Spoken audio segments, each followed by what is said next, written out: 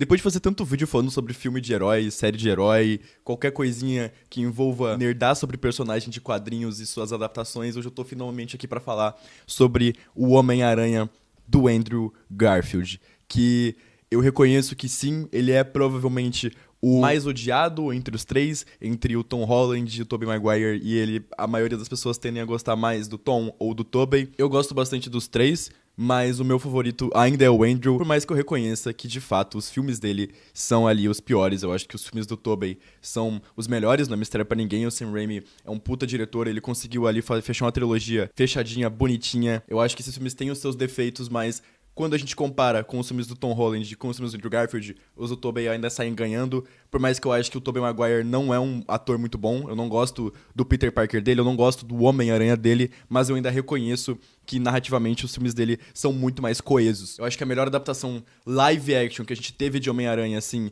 mesmo, foi o do Tom Holland em Capitão América Guerra Civil, aquela primeira aparição dele. Ali, pra mim, tava num ponto perfeito, assim, sabe? Pra mim, ali, eles mandaram muito bem os irmãos Russo.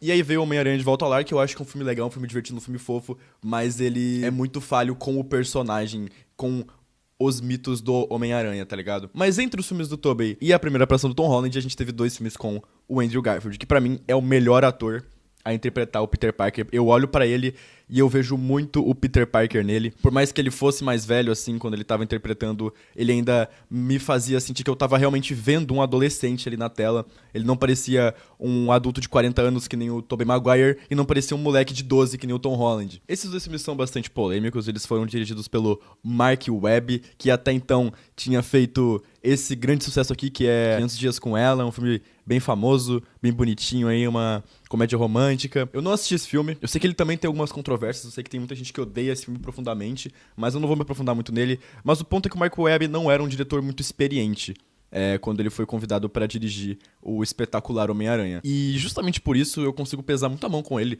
E eu acho que, como o diretor, ele fez um bom trabalho. Eu gosto bastante da cinematografia dele aí com esse filme. Acho que ele conseguiu montar um filme, de certa forma, bastante competente. A gente tem esse Peter Parker aqui, que ele é um cuzão, tá ligado? Ele é ele é meio desrespeitoso com as pessoas, ele só se importa com ele mesmo, e isso vem diretamente do material original. Todo mundo que já leu quadrinhos do Homem-Aranha tem plena noção de que o Peter Parker, nas primeiras edições, onde ele é picado pela aranha e ganha os poderes, ele é um puta de um cuzão. E não é logo depois que o tio Ben morre que ele decide ser super do bem e super bonzinho e ajudar as pessoas na pura boa vontade. É bem depois disso. Inclusive eu lembro que nas primeiras edições do Homem-Aranha, depois do Peter Parker ser picado, ele era tão cuzão que ele foi até o Quarteto Fantástico oferecer a ajuda dele pra eles, mas como eles não quiseram pagar ele pra trabalhar com eles e ajudar a salvar as pessoas, ele não quis e só foi embora. Então, pra quem reclama do Homem-Aranha do Andrew Garfield virar o Homem-Aranha por vingança, é assim que acontece no material original também. Eu não acho que isso é um problema. Não acho que isso vai contra o personagem. Isso só torna ele mais humano mesmo. Ninguém aprende lições tão graves do dia pra noite, sabe? Além disso, a gente também tem a relação dele com a Gwen, que eu acho muito fofo, mas eu preciso dar um ponto aqui, que é a Gwen não é assim. Essa aqui não é a Gwen. Essa aqui é a Mary Jane. Só que loira e inteligente. Se você já leu qualquer história do Homem-Aranha onde a gente tem a Mary Jane e qualquer história do Homem-Aranha onde a gente tem a Gwen, você sabe que essa personagem aqui dos filmes do Andrew Garfield é muito mais a Mary Jane do que a Gwen. A Gwen é chata pra caralho. A Gwen é insuportável. A Gwen odeia o Homem-Aranha. A Gwen era muito chata, ela era muito babaca com o Peter. Tudo que ela tem de carismático nesses filmes veio da Mary Jane e do que essa personagem sempre foi, tá ligado? A diferença é que ela é um pouco mais nerdzinha, um pouco mais reclusa, não é tão essa mina solta que a Mary Jane sempre foi, sempre representou, essa mina independente. Mas a Gwen também era bastante independente, na realidade, nos filmes. A diferença é que ela era loira e inteligente, que não são coisas tão atribuídas a Mary Jane assim. Mas tudo bem, não me importo de mudarem a personalidade da Gwen. Eu acho que eles só queriam trocar o interesse amoroso justamente por isso, porque a Mary Jane tava nos filmes do Sam Raimi, e a Mary Jane nos filmes do Sam Raimi eu acho uma péssima adaptação da personagem. Ela é chata pra cacete, ela é insuportável, ela não parece nem um pouco com a personagem original. E outra parada pra eles terem escolhido a Gwen é porque eles queriam muito adaptar a morte da Gwen Stacy, e eu acho que dar a personalidade da Mary Jane pra Gwen faz sentido, porque assim a gente consegue se apegar a ela, né? Se eles fossem fazer ela ser chata e insuportável que nem ela é nos quadrinhos, ninguém ia ligar quando ela morresse. Então, como ela é fofinha que nem a Mary Jane dos quadrinhos, todo mundo se importa, todo mundo ficou triste quando a Gwen morre no segundo filme.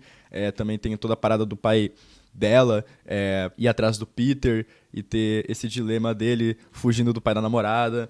E depois o pai dela morre e ele não respeita o único desejo do cara morto e mantém ela na vida dele.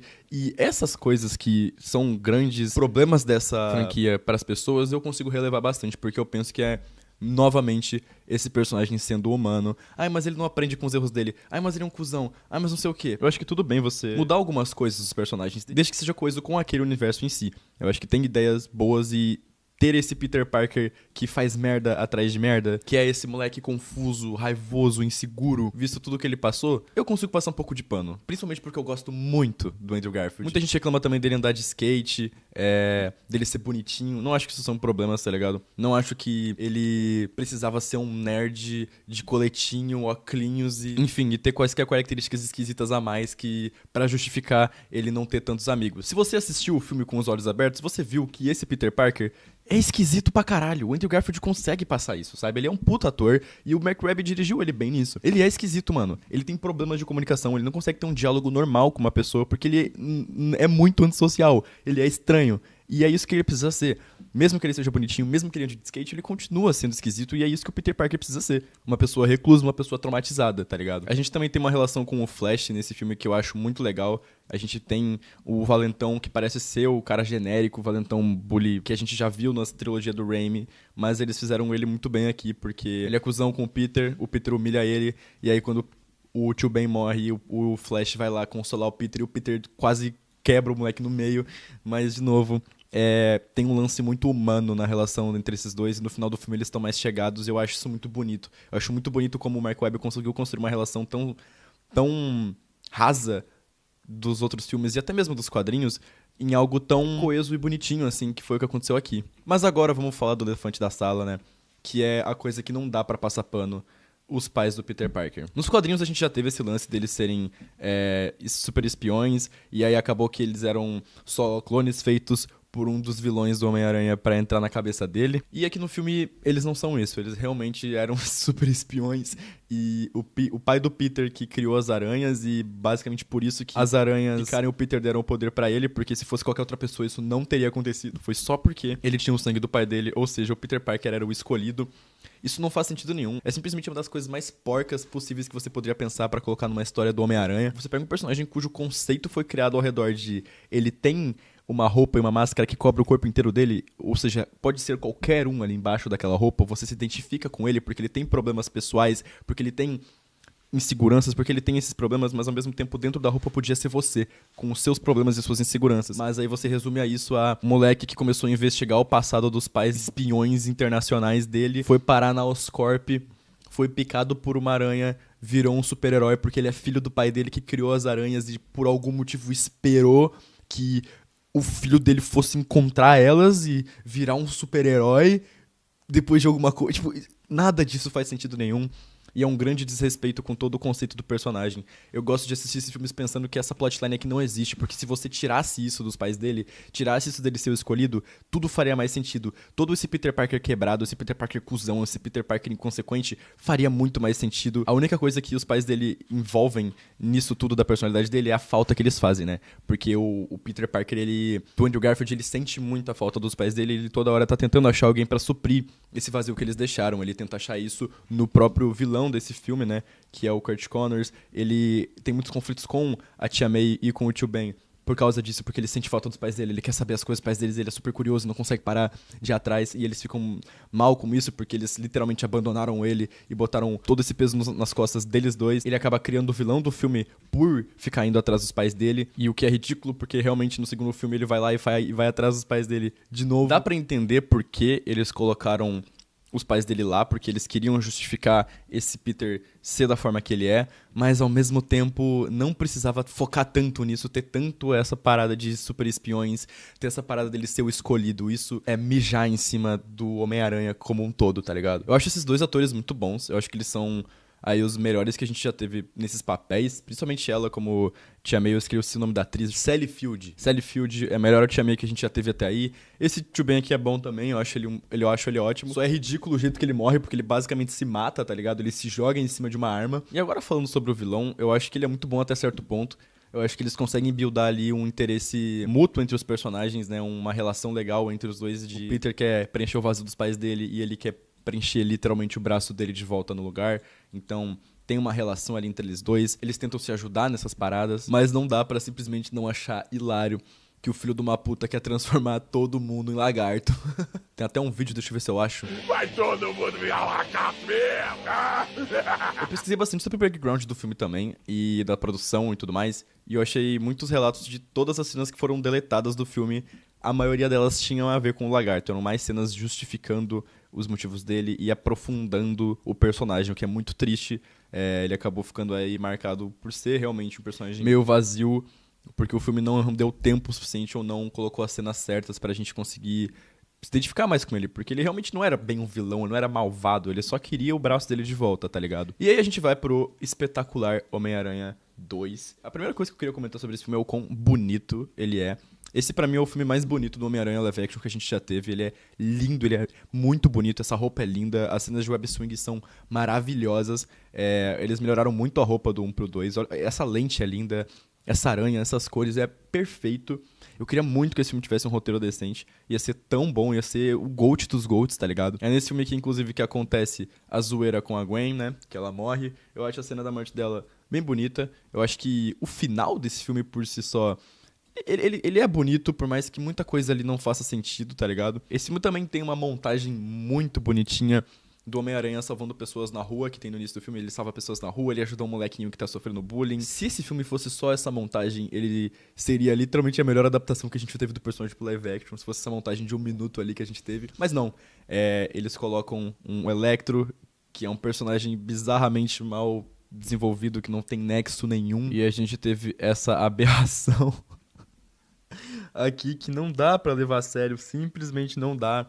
No final do filme teve uma cena deletada, onde o pai do Peter Parker voltava, falava que ele tinha que sumir, que ele tava fingindo, tinha forjado a própria morte esse tempo todo. Tem aquela cena também onde o Harry quer o sangue do Peter Parker pra curar a doença dele, que é o sangue do Homem-Aranha, né? E aí, ao invés do Peter só falar, pô, o Homem-Aranha não quer ir, ele não quer te dar o sangue, não tem o que fazer. O Peter se veste de Homem-Aranha e vai até ele falar que não vai dar o sangue. Tipo, por que ele foi lá, tá ligado?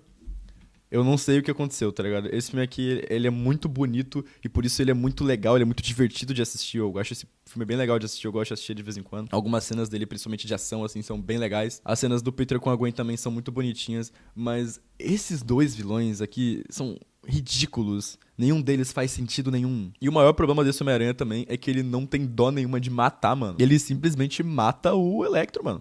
Tipo, mata como se fosse nada. E quando ele mata, ainda toca uma musiquinha épica. Tipo, cara, que isso, mano? O Homem-Aranha não mata as pessoas, mano. Que porra é essa? Também tem vários flashbacks do pai da Gwen que eu acho bizarro. Os flashbacks aparecem e ele continua falando com ela. E aí ela morre, tipo, nossa, ele tava avisando muito e não adiantou. Mas é isso, mano. Eu sinto muita pena do Andrew Garfield porque vendo esses filmes dá pra ver o carinho imenso que ele tinha pro personagem, o potencial de que ele tinha pra ser o Homem-Aranha definitivo, pra ser o melhor de todos, tá ligado? Ele tinha tudo pra ser o GOAT dos GOATs, mas a gente teve muitos problemas de direção e principalmente problemas de roteiro, mano. Os roteiros desses filmes são a parte mais intragável deles. Tem mais uma parada também que eu esqueci de falar, que é que no primeiro filme, tudo acaba mais fechadinho, assim, sabe? E isso é porque esse filme ele foi feito pra manter os direitos do personagem nas mãos da Sony, tá ligado? E aí, como o filme deu muito bom, e a Marvel tava estourando com o MCU, eles fizeram um segundo filme e o Mark Webb foi obrigado aí a colocar 2 vilões, começar a fechar um sexteto sinistro, começar a colocar pontas soltas pra um universo cinematográfico do Homem-Aranha, o que é ridículo. E eu acho que esse é o principal motivo pelo qual o segundo filme é tão pior do que o primeiro, né? Porque esse filme tinha várias missões pra cumprir ali pra começar a buildar um universo cinematográfico, o que é muito triste. Eu já pesquisei muitas coisas a fundo sobre como seria o terceiro filme do Andrew, e eles tinham uma ideia de reviver a Gwen, o que é bizarro. E é tudo culpa da Sony, tá ligado? Esse filme aqui, ele não era nem pra existir. Mas a Sony precisava fazer um filme do Homem-Aranha pra ficar com os direitos cinematográficos, senão eles voltavam pra Marvel. Falaram, Mark Webb, você que fez um filme de romance, vai lá e faz Homem-Aranha pra gente. Ele fez um filme decente, tá? O primeiro filme eu acho bem decente. Aí falaram, porra, mano, deu dinheiro, porque o Homem-Aranha dá dinheiro, vamos fazer um universo cinematográfico. Então, faz um segundo filme com um monte de vilão, um monte de pontinha solta, pra gente conseguir muito mais dinheiro. E aí eles fizeram esse filme aqui que é uma bizarrice que só. E depois começaram a compartilhar os direitos ali com a Marvel pra gente ter o Homem-Aranha do Tom Holland. Mas é meio que isso, eu só queria muito falar sobre esses filmes porque eu gosto muito do Andrew Garfield, ele é um ator que eu tenho muito carinho. Eu acho que ele merecia mais, tá ligado? Se você gostou do vídeo, se inscreve aí nos Sucrilhos, vira membro se você puder ajudar, dá uma hypada no vídeo, deixa um like, um comentário falando sobre o que você acha desses filmes. Me segue na Twitch, o link tá na descrição e a gente se vê por aí.